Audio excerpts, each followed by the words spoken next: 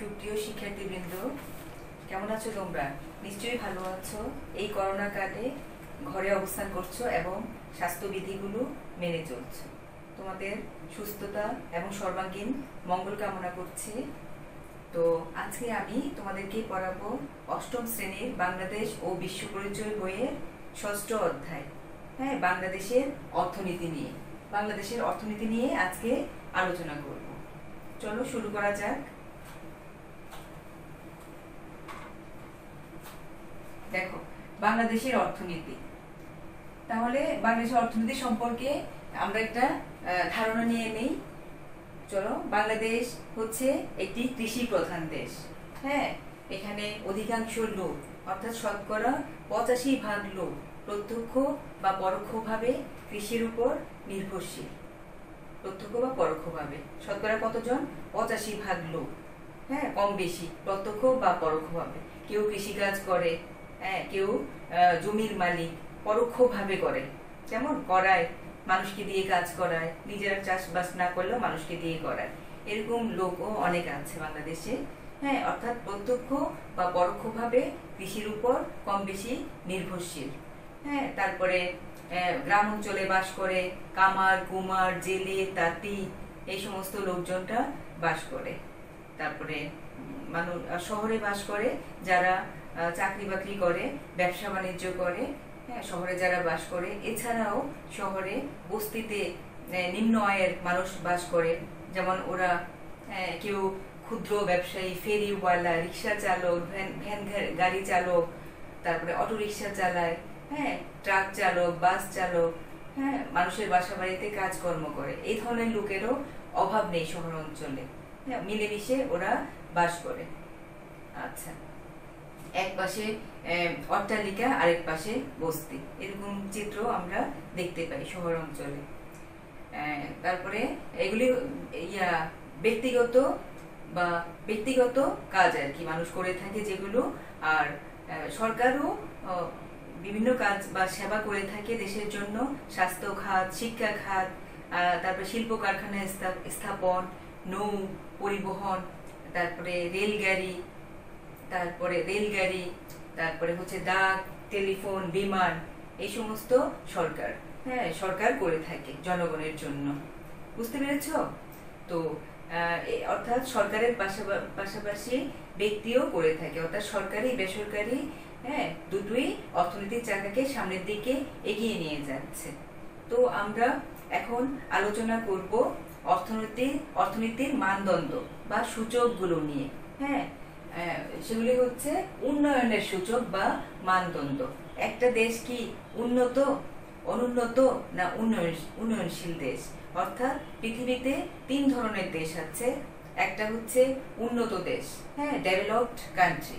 আরেকটা হচ্ছে উন্নয়নশীল দেশ, ডেভেলপিং কান্ট্রি। আরেকটা হচ্ছে অনুন্নত দেশ, আন্ডার ডেভেলপড কান্ট্রি। এই 3 ধরনের দেশ দেখা যায়। তিনটি দেশ নিয়ে আমি কিছুক্ষণ পরে আলোচনা করব। আগে আমি উন্নয়নের সূচক নিয়ে তোমাদের সাথে আলোচনা করছি।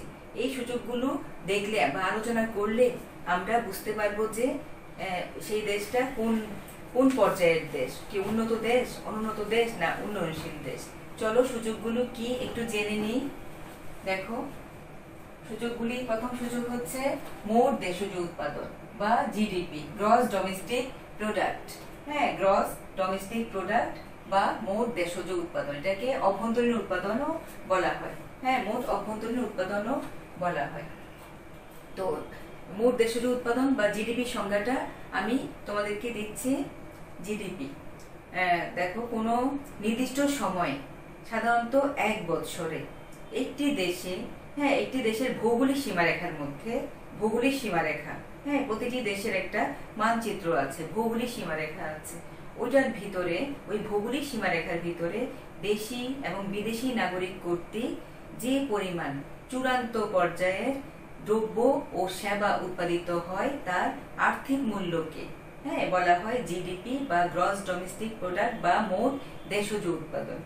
দেশের ভিতরে যেটা উৎপাদিত হয়, এখানে দেশীয় নাগরিকগণও থাকবে, অংশগ্রহণ করবে, আবার দেশের বাইরে অর্থাৎ বিদেশি নাগরিকরাও থাকবে, হ্যাঁ, তাদের অংশগ্রহণও এখানে থাকবে। অর্থাৎ একটা দেশের মধ্যে শুধু সেই দেশের নাগরিকরা বাস করে না, অন্য দেশের নাগরিকরাও বাস করে।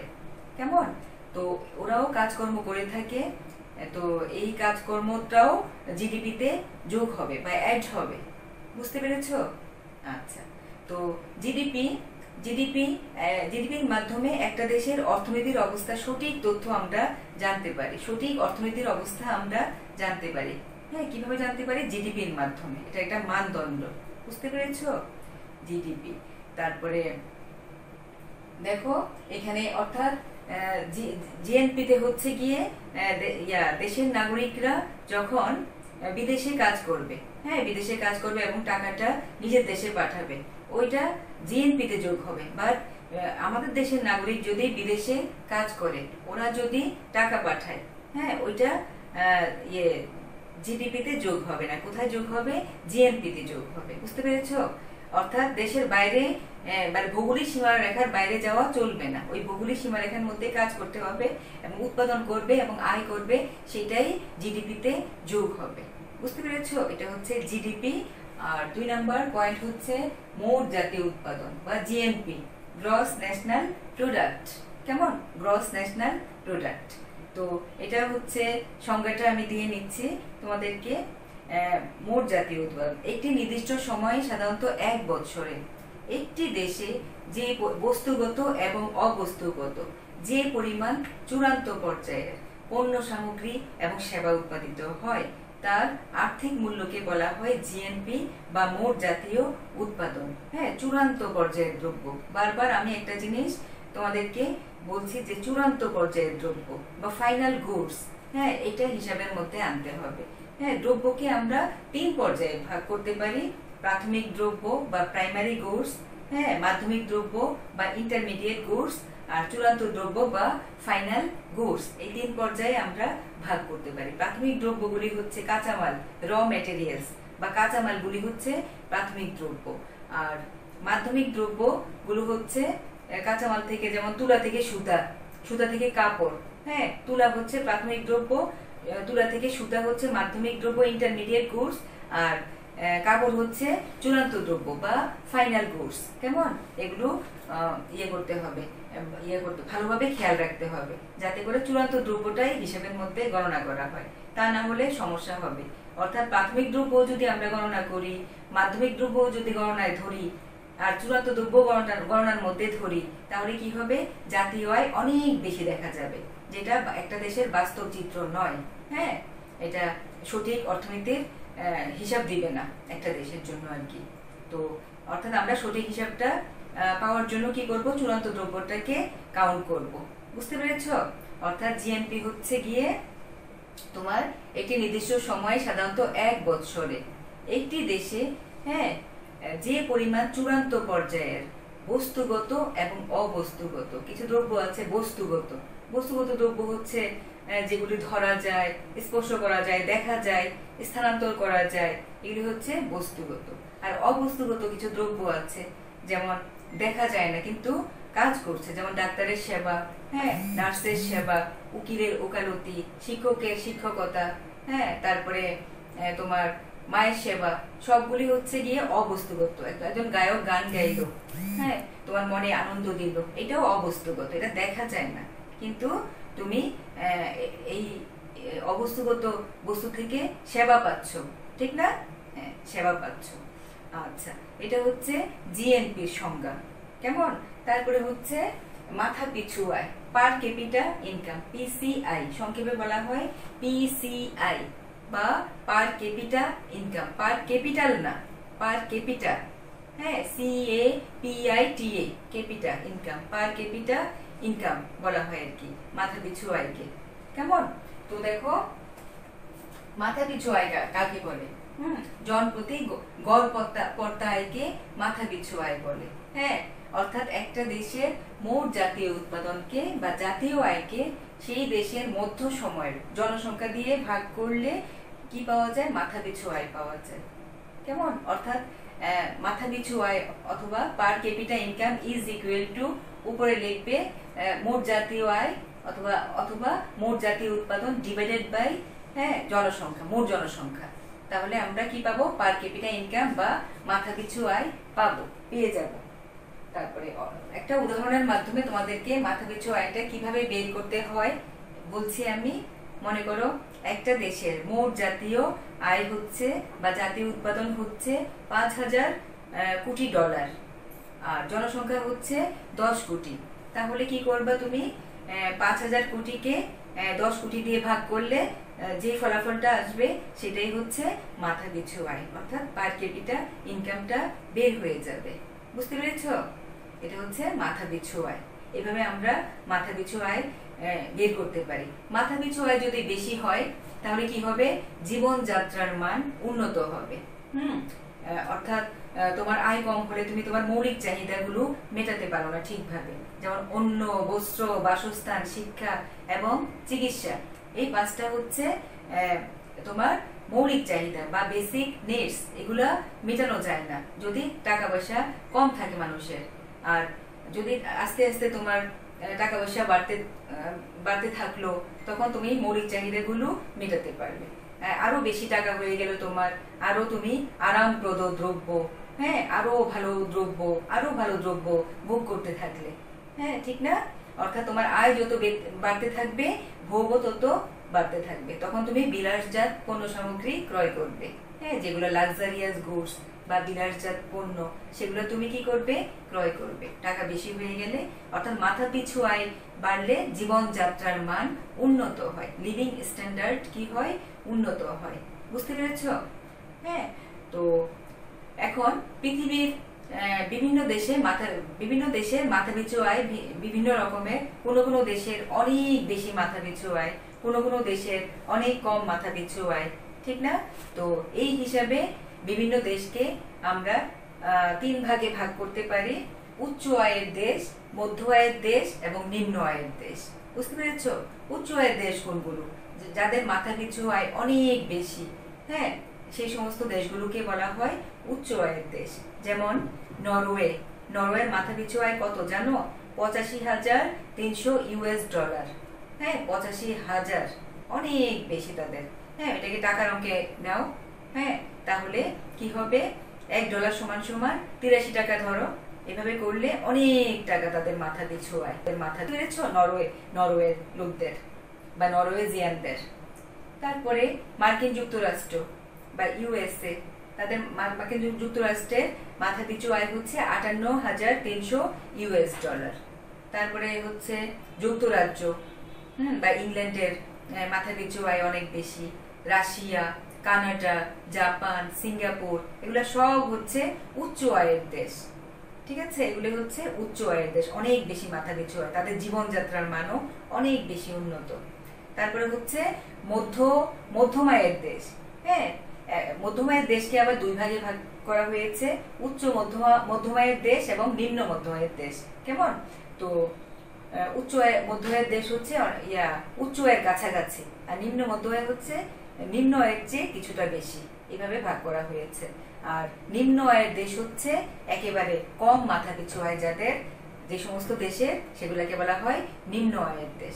যেমন তোমার আফ্রিকার দেশগুলো, সেগুলা খুবই নিম্ন আয়ের দেশ। আবার আমাদের দেশের মাথা পিছু আয় কত জানো? আমাদের বাংলাদেশের মাথা পিছু আয় 2017 সালের অর্থনৈতিক সমীক্ষা অনুযায়ী 1620 ইউএস ডলার, 1620 ইউএস ডলার। এবং প্রতি বর্গ কিলোমিটারে বাংলাদেশে মানুষ বাস করে 1252 জন। অর্থাৎ সবচেয়ে ঘনবসতি পূর্ণ এলাকা হচ্ছে বাংলাদেশ বিশ্বের মধ্যে। তো এটা এতক্ষণ আমি আলোচনা করলাম মাথা পিছু আয় নিয়ে। এখন আরেকটা পয়েন্ট দেখো, তোমার জীবনযাত্রার মান বা লিভিং স্ট্যান্ডার্ড। মাথা পিছু আয়ের সাথে লিভিং স্ট্যান্ডার্ড বা জীবনযাত্রার মান অঙ্গাঙ্গি ভাবে জড়িত। যদি মাথা পিছু আয় অনেক বেশি হয় তাহলে মানুষের জীবনযাত্রার মান উন্নত হবে, আর মাথা পিছু আয় যদি কমে যায় আস্তে আস্তে জীবনযাত্রার মানও নিচের দিকে নেমে আসবে। ঠিক না? নিচের দিকে নেমে আসবে। অর্থাৎ টাকা পয়সা না থাকলে মানুষ তার এক্সপেন্স বা ব্যয়গুলি কিভাবে করবে? অর্থের সাথে সবকিছু রিলেটেড। অর্থাৎ তোমাদেরকে আমি অর্থনীতি নিয়েই পড়াচ্ছি। তারপরে দেখো আরো পয়েন্ট, জাতীয় আয়, এনআই, ন্যাশনাল ইনকাম। জাতীয় আয় মোট জাতীয় আয় আর মোট জাতীয় উৎপাদন একই কথা। একটি নির্দিষ্ট সময়, সাধারণত 1 বছরে একটি দেশে যে পরিমাণ চূড়ান্ত পর্যায়ে দ্রব্য এবং সেবা উৎপাদিত হয়, হ্যাঁ, তার বাজার মূল্যকে বা আর্থিক মূল্যকে, দ্রব্যগুলোকে আমি দাম দিয়ে গুণ করব। দাম দিয়ে গুণ করে অনেক রকমের দ্রব্য একটা দেশে উৎপাদন করে, সেগুলাকে আমি দাম দিয়ে গুণ করব, দাম দিয়ে গুণ করে যোগ করব। তাহলে কি পাবো? আমি জাতীয় আয়টা বের করতে পারবো। এবং জাতীয় আয়কে জনসংখ্যা দিয়ে ভাগ করলেই তো কি পাওয়া যায়? মাথা পিছু আয় পাওয়া যায়। তারপর এটা দেখো, ব্যক্তিগত আয়, ব্যয়যোগ্য আয়, সবগুলি হচ্ছে উন্নয়নের সূচক বা মানদণ্ড। আমরা এই জন্য এগুলো সম্পর্কে আলোচনা করছি। দেখো, ব্যক্তিগত আয়, একজন ব্যক্তি, হ্যাঁ, বা পরিবারের প্রধান বা পরিবার যে পরিমাণ আয় করে সেটাকে বলা হয় ব্যক্তিগত আয়। কেমন? একজন ব্যক্তি বা কোনো পরিবার যা আয় করে সেটাই তো মানুষের ব্যক্তিগত আয়, ঠিক না? হ্যাঁ, ব্যক্তিগত আয়, এটা সবগুলো ব্যক্তিগত আয় যোগ করলে আমরা জাতীয় আয় পাবো, ঠিক না? সকল নাগরিকের আয়টা যোগ করলেই তো জাতীয় আয় পাওয়া যাবে। আচ্ছা, এবার হচ্ছে ব্যয়যোগ্য আয়, হ্যাঁ, ডিসপোজেবল ইনকাম বা ব্যয়যোগ্য আয়। মনে করো একজন লোক 10,000 টাকা স্যালারি পায়, হ্যাঁ, এই 10,000 টাকা থেকে সে বিভিন্ন ট্যাক্স দিয়ে দিল সরকারকে, তারপরে ইলেকট্রিসিটি বিল দিল, হ্যাঁ, টেলিফোন বিল দিল, বাড়ি ভাড়া দিল, ছেলে মেয়েদের স্কুলের বেতন, সবকিছু পরিশোধ করার পরে তার কাছে অবশিষ্ট রইল 2,000 টাকা। এই 2,000 টাকাটা সে ব্যাংকে জমা রাখতে পারে অথবা নিজের প্রয়োজনে ব্যয় করতে পারে। কেমন? তো এটা হচ্ছে ব্যয়যোগ্য আয়, যে সবকিছু, হ্যাঁ, সবকিছু কর টর বা ঋণ সবকিছু বাদ দেওয়ার পরে, হ্যাঁ, অবশিষ্ট তোমার কাছে যে অর্থটা রয়ে যাবে বা থেকে যাবে সেটাকেই বলা হয় ব্যয়যোগ্য আয়, হ্যাঁ, ডিসপোজেবল ইনকাম। বুঝতে পেরেছ? আচ্ছা, তারপরে দেখো, অর্থাৎ আমি এতক্ষণ তোমাদেরকে উন্নয়নের সূচক বা মানদণ্ড নিয়ে আলোচনা করেছি। কেমন?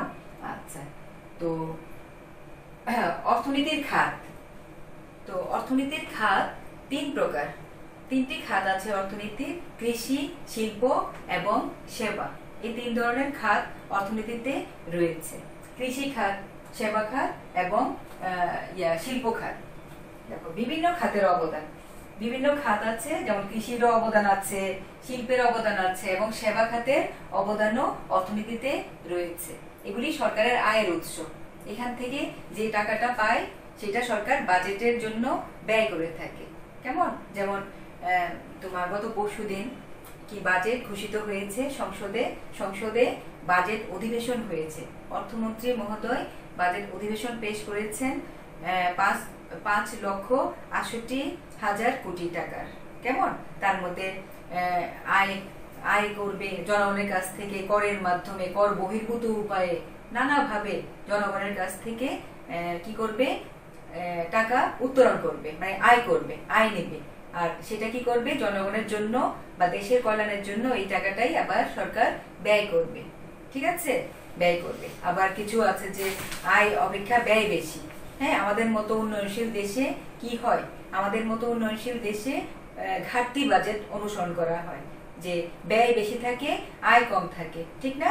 উপায় নাই। হ্যাঁ, উন্নয়নশীল দেশ তো, হ্যাঁ, সেই জন্য আর কি, হ্যাঁ, ঘাটতি বাজেট অনুসরণ করা হয়।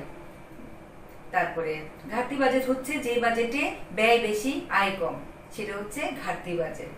আর যে টাকাটা কম পড়বে বা করবে, শর্ট পড়বে, সেটা কি করবে? সরকার বিদেশ থেকে কি করবে? ধার নেবে, বা দেশের অভ্যন্তরের বিভিন্ন ব্যাংক, বীমা, আর্থিক প্রতিষ্ঠানগুলো আছে, ওখান থেকে কি করবে?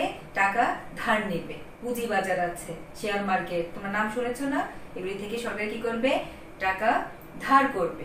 ধার করার পরে আর বিদেশ থেকেও টাকা ধার করবে, যেমন IMF বা বিশ্ব ব্যাংক, OIC, তারপরে ইউরোপীয় ইউনিয়ন, এগুলির নাম তোমরা শুনেছো। কেমন? এখান থেকে সরকার টাকা ধার করতে পারে, বিদেশ থেকে ঋণও নিতে পারে। করে এগুলি নিয়ে সরকার কি করে? দেশ পরিচালনা করে। ঠিক না? দেশ পরিচালনা করে। আচ্ছা, তো দেখো, এখানে হচ্ছে বিভিন্ন খাতের অবদান। হ্যাঁ, কৃষি এবং বনজ। কৃষি এবং বনজ, বনজ বলতে হচ্ছে কৃষি খাত, যেমন ধান, হ্যাঁ, ধান উৎপাদন করতে পারি আমরা, হ্যাঁ, শস্য উৎপাদন করতে পারি, শাকসবজি উৎপাদন করতে পারি, নানা অন্যান্য ফসল উৎপাদন করতে পারি। এগুলো কৃষির অন্তর্ভুক্ত।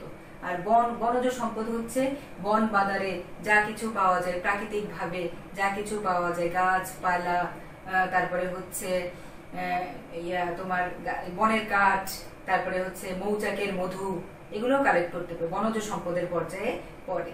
হ্যাঁ, বন্য পশু পাখি, এগুলো বনজ সম্পদ। কেমন? বাংলাদেশে খুব বেশি বনজ সম্পদ নেই। হ্যাঁ, একটা দেশের পরিবেশ রক্ষার জন্য 25% বনভূমি থাকতে হয়, কিন্তু আমাদের দেশে 16% আছে আর কি, অনেক কম আছে। আরো কিছু বৃক্ষরোপণ করতে হবে, এভাবে বনজ সম্পদকে বাড়ানো যায় আর কি। আচ্ছা, তারপরে দেখো মৎস্য খাত। হ্যাঁ, বিভিন্ন খাতের অবদান, এর মধ্যে আছে মৎস্য খাত। হ্যাঁ, মাছ চাষ। হ্যাঁ, মাছ চাষ আমরা কোথায় কোথায় করতে পারি? পুকুরে, জলাশয়ে, মুক্ত জলাশয়েও মাছ চাষ করা যায়। পুকুরে তো মাছ চাষ করাই যায়, ঠিক না? মুক্ত জলাশয়ে মাছ চাষ করা যায়, বিশেষ পদ্ধতিতে মাছ চাষ করা যায়। কেমন? তারপরে এটা বাঁশ দিয়ে এবং জাল দিয়ে তৈরি করা হয়, বিশাল বড় করে ওটার মধ্যে পোনা ছাড়া হয় এবং মাছগুলো যাতে বের হয়ে চলে যেতে না পারে। হ্যাঁ, বাউন্ডারি দেওয়া হয় পানির মধ্যে, যাতে মাছগুলো চলে যেতে না পারে অন্যত্র। আর সমুদ্র, মাছের আধার হচ্ছে সমুদ্র। সাগরে মাছ চাষ করতে হয় না, অনেক মাছ এমনিতেই পাওয়া যায়। তো এই মাছগুলো আমরা কালেকশন করি বিশেষ পদ্ধতিতে, ট্রলারের সাহায্যে।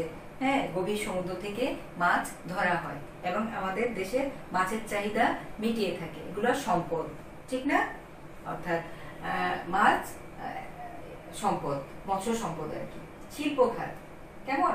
শিল্প খাত আমাদের দেশে ক্ষুদ্র, মাঝারি, কুটির শিল্প ছিল আর কি অনেক আগে, আর এখন আস্তে আস্তে শিল্পে সমৃদ্ধ হচ্ছে আমাদের দেশ। হ্যাঁ, মাঝারি এবং বৃহৎ শিল্প গড়ে উঠছে। হ্যাঁ, বিশ্বের যে সমস্ত দেশগুলো উন্নত দেশ, হ্যাঁ, তাদের প্রথম শর্তই হচ্ছে শিল্প কারখানায় সমৃদ্ধ হতে হবে, ঠিক না? বড় বড় বৃহৎ শিল্প আছে ওই সমস্ত দেশগুলিতে, এবং ওরা কোয়ালিটি দ্রব্য, কমোডিটি বা পণ্য সামগ্রী উৎপাদন করে থাকে এবং বিশ্ব বাজারে কি ওরা এগুলো বিক্রি করে, পৃথিবীর বিভিন্ন দেশে এগুলো কি করে, এক্সপোর্ট করে বা রপ্তানি করে। ঠিক আছে? অর্থাৎ শিল্পে সমৃদ্ধশালী দেশগুলি হচ্ছে উন্নত দেশ, আর আমরাও চেষ্টা করছি আস্তে আস্তে উন্নত দেশের কাতারে যাওয়ার। কেমন? এই জন্য আমাদেরকে কি করতে হবে? শিল্পে সমৃদ্ধ হতে হবে। মাঝারি শিল্পের পাশাপাশি আমাদের দেশে বৃহদায়তন শিল্প কারখানাও গড়ে উঠছে আস্তে আস্তে। আচ্ছা, তারপরে দেখো পাইকারি ও খুচরা বাণিজ্য। হ্যাঁ, পাইকারি ও খুচরা বাণিজ্য। পাইকারি হচ্ছে একসাথে অল্প দামে অনেক পণ্য সামগ্রী ক্রয় করা। এটা সাধারণত ব্যবসায়ীরা ব্যবসায়িক উদ্দেশ্যে এই সমস্ত অধিক পরিমাণে পণ্য সামগ্রী ক্রয় করে থাকেন। কেমন? এবং এগুলা তারা কি করেন? বিক্রি করে থাকেন, দোকানে এনে বিক্রি করে থাকেন। এবং ক্রেতারা কি করে? তাদের প্রয়োজনীয় পণ্য সামগ্রী, যেমন 1 কেজি, 1 লিটার বা 2 লিটার, 5 লিটার, অর্থাৎ খুচরা ভাবে ক্রয় করে থাকে ক্রেতারা। আর যারা বিক্রেতা, ওরা পাইকারি বাজারে গিয়ে ওই সমস্ত পণ্য সামগ্রী দোকানে নিয়ে আসে, ব্যবসা প্রতিষ্ঠানে নিয়ে আসে। কেমন? এগুলি এই খাতেও সরকারের অবদান আছে, অর্থাৎ প্রতিটি খাতে সরকারের কি আছে? অবদান আছে। এগুলো সংখ্যাগুলো আমি কিছুক্ষণ পরে তোমাদেরকে বলবো, কত অর্থ বছরে কত টাকা অবদান, সরকারের অবদান কত টাকা। কেমন? তারপরে সরকারের আয়ের খাতে কত টাকা সংযোজিত হয়েছে। কেমন? এগুলো একটু পরে আমি তোমাদেরকে বলবো।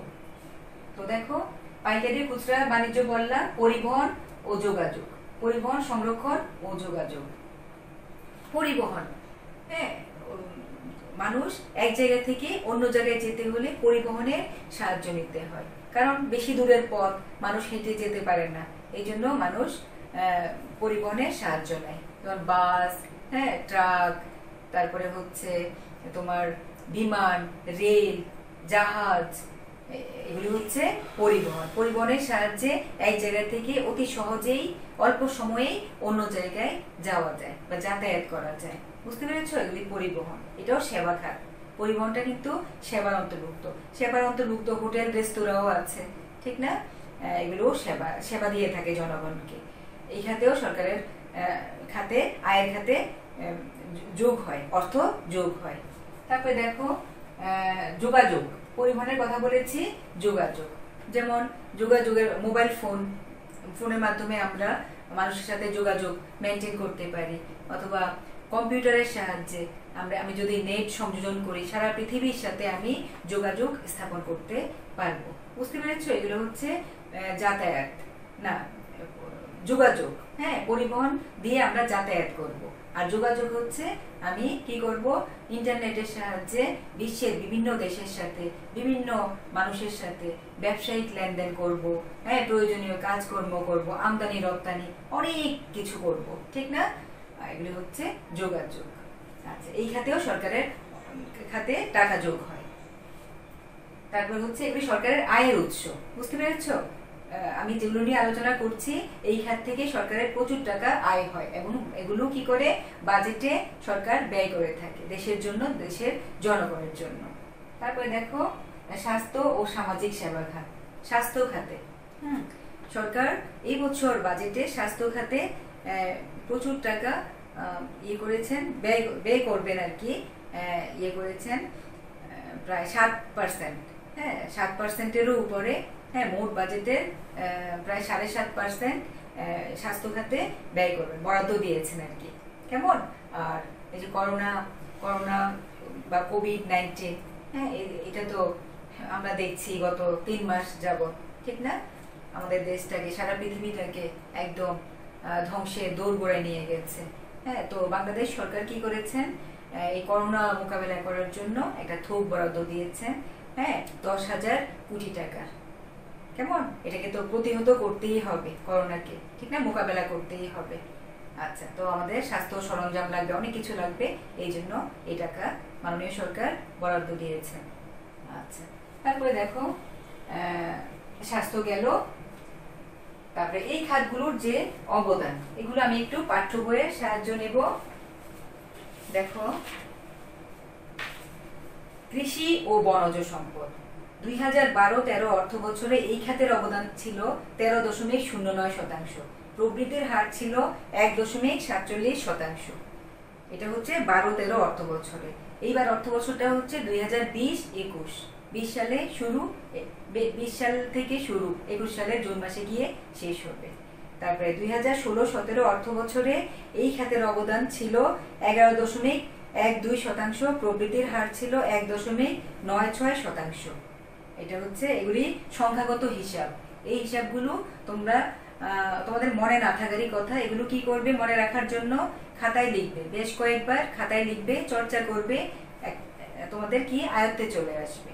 কেমন? সংখ্যা মনে রাখা একটু টাফ বা একটু কঠিন কাজ। তো দেখো, মৎস্য খাতে 2012-13 অর্থ বছরে অভ্যন্তরীণ নদী, অন্যান্য জলাশয়, সামুদ্রিক উৎস থেকে মাছ আহরণ সহ দেশজ উৎপাদনে মৎস্য খাতের অবদান ছিল 3.68%, প্রবৃদ্ধির হার ছিল 6.18%। আর 2016-17, আমি 12-13 এবং 16-17 অর্থ বছরের কথা উল্লেখ করছি। হ্যাঁ, 2016-17 অর্থ বছরে এই খাতের অবদান ছিল 3.61%, প্রবৃদ্ধির হার ছিল 6.23%। আর শিল্প খাতের অবদান দেখো, 2012-13 অর্থ বছরে শিল্প খাতের অবদান ছিল 19% এবং প্রবৃদ্ধির হার ছিল 10.31%। হ্যাঁ, পোশাক শিল্প, বিদ্যুৎ, গ্যাস, পানি সরবরাহ, খনিজ সম্পদ, নির্মাণ শিল্প এই খাতকে অন্তর্ভুক্ত করায় জাতীয় অর্থনীতিতে এই খাতের অবদান অনেক বেড়ে যায়। 16-17 অর্থ বছরে এই খাতের অবদান ছিল আর কি 21.74%, যেখানে 19% ছিল, হ্যাঁ, 12-13 অর্থ বছরে। আর 16-17 অর্থ বছরে বেড়ে হয়েছে 21.74% এবং প্রবৃদ্ধির হার হলো 10.97%। তারপরে পাইকারি, খুচরা বাণিজ্য, তারপরে হচ্ছে পরিবহন ও যোগাযোগ, স্বাস্থ্য, সামাজিক সেবা এই খাতেও জাতীয় আয়ে অন্তর্ভুক্ত হয়। কত দেখো, 2012-13 অর্থ বছরে জাতীয় আয়ে পাইকারি ও খুচরা বাণিজ্যের অবদান ছিল 14.03%, প্রবৃদ্ধির হার ছিল 6.18%। হ্যাঁ, 2016-17 অর্থ বছরে এই খাতের অবদান ছিল 14.1%, প্রবৃদ্ধির হার হচ্ছে 7.37%। এটা হচ্ছে পাইকারি এবং খুচরা বাণিজ্য। তারপরে পরিবহন ও সংরক্ষণ যোগাযোগ, দেখো 2012-13 অর্থ বছরে জাতীয় আয়ে এই খাতের অবদান ছিল 11.50%, আর প্রবৃদ্ধির হার হলো 6.27%। আর 16-17 অর্থ বছরে এই খাতের অবদান ছিল 11.26%, কমে গেছে একটু, আর প্রবৃদ্ধির হার ছিল 6.76%। এবার লাস্ট ওয়ান, স্বাস্থ্য এবং সামাজিক সেবা খাত। 2012-13 অর্থ বছরে জাতীয় আয়ে এই খাতের অবদান ছিল 1.88%, প্রবৃদ্ধির হার ছিল 4.76%।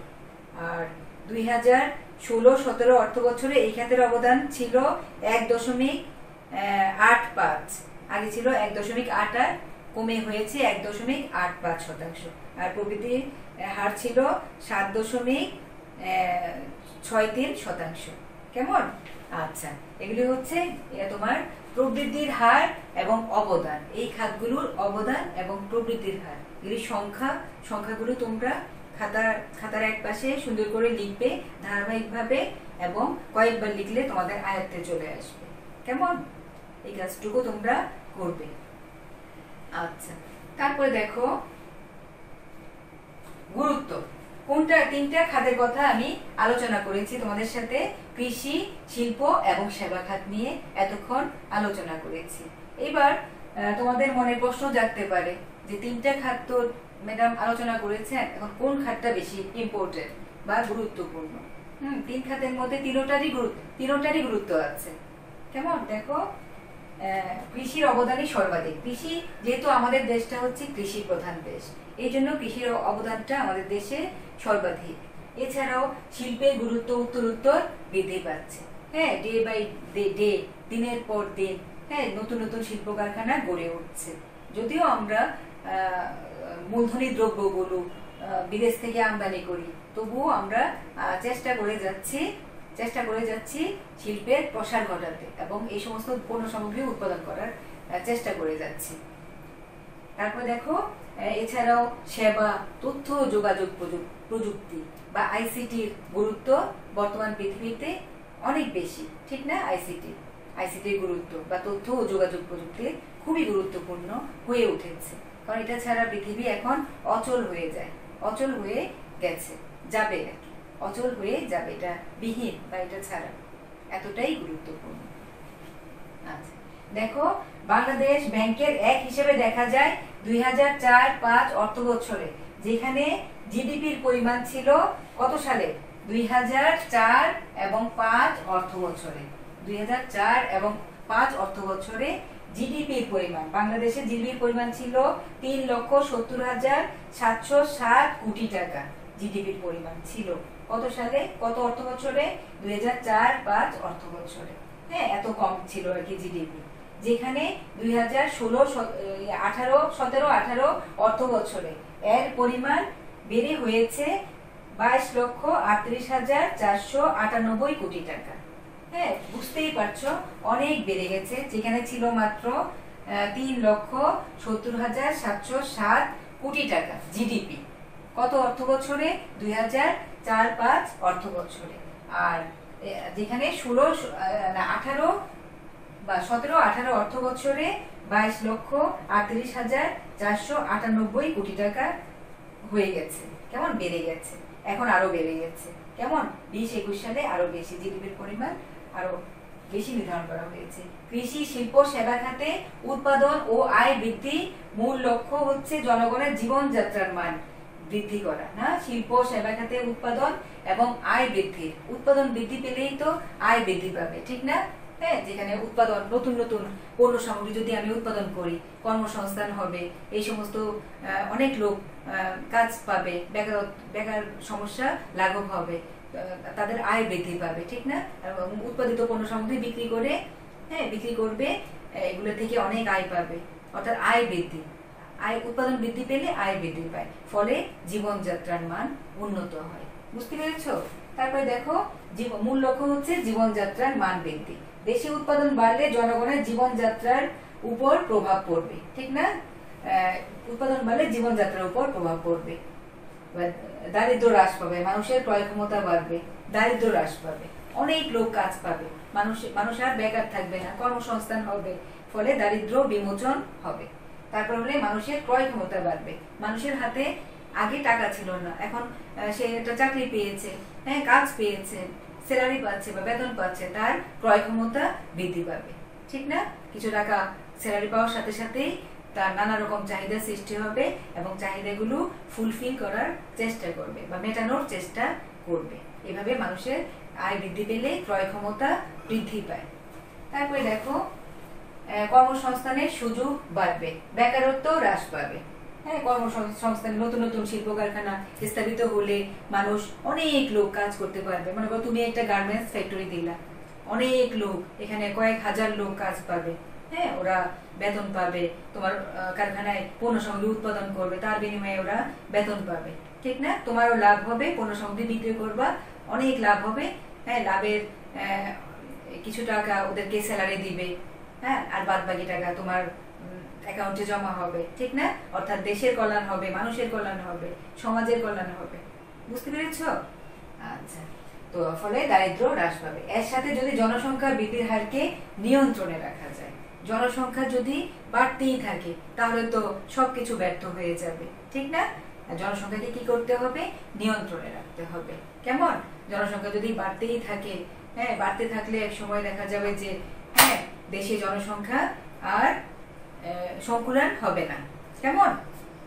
সংকুলান হবে না, তো মানুষের অভাব অনটন লেগেই থাকবে, লেগেই থাকবে। মানুষ কি করবে?